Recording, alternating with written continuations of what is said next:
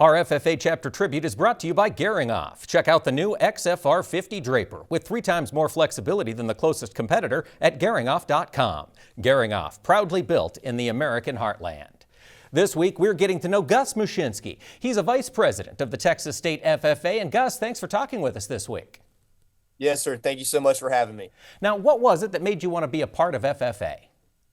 I think the biggest thing was just my family around me. Going into high school, I really hadn't had the idea that I was going to go into agriculture. But my aunt, who's an ag science teacher, said, "Hey, you need to sign up for this class." And I think the rest is history. And you didn't come from an agricultural background then?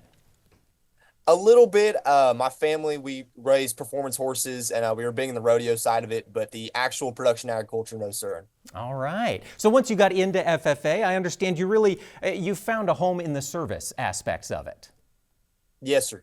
What was it where you really found a place to shine in the service component?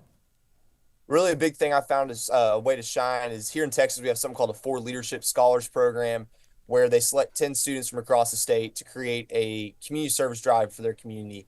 And so I did something to kind of bridge the gap between agriculture and urban lifestyle, because I grew up right outside of Houston, Texas. So agriculture really isn't talked about here. So something I can kind of do to help both sides. Absolutely. Spread that story of agriculture to folks who maybe aren't familiar with it. Yes, sir. Now, Gus, as you look out, of course, you're a student at Texas A&M now. Do you hope to have a future in agriculture?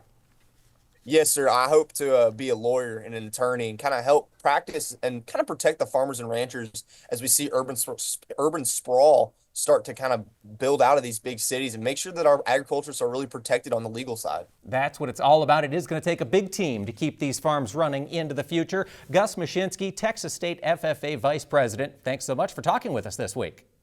Yes, sir. Thank you for having me again.